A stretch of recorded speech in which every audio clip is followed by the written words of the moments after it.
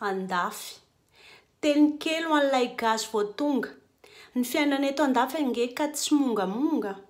Rehefa miasa dia miasa fa tsy mikiliolio. Lenta hafa ny aty, zay ny tadidio. Tsy valabe aty ilay mifanindrinindry.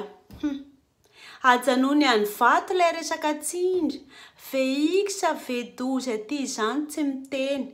Azo vidina sy ho faina aty daholo reny. Ialana zanaka deba na zanaka enjana. Vao miseho je suis dia landray ny vendrana. Aty tsy misy zanak dada sy mama. Zanak dada na mama. Na zanak mama zafady. Mpiavy daholo eo anoloan'ny lalàna. Aty tsy misy solafa sy mpanampy zany. Raha tsy mahay raharaha, ialahy dia mijanona any. Mianatra miasa, mamelo teny any aty. Izay vao misy sakafo eo ambony vily. Aty tsy moramora mitady azy. Vao tonga aloha, tsy maintsy mandoa ekolazy. Ilay manome mimisy mametraka kely. Ajanony any amin'izay fa tsy aty velively.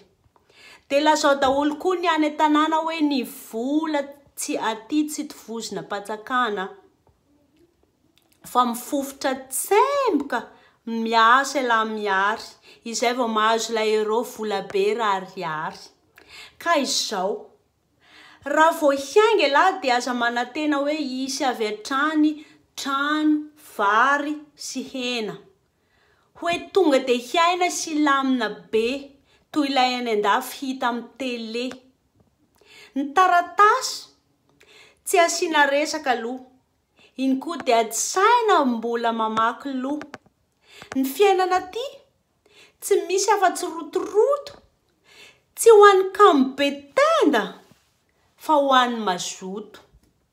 Ka amboaro ny saina hoe ila ravinahitra. Adinoy ny fiadanana ambala sy ampahitra. Adinoy ny fiadanana ambala sy ampahitra zafady. Fa tsy maintsy miady, misedra, mihafy. Raha teo tafita amin'ny fiainana andafy.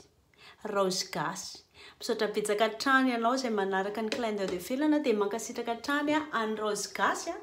Anazy moa ty tonononiko androany ty.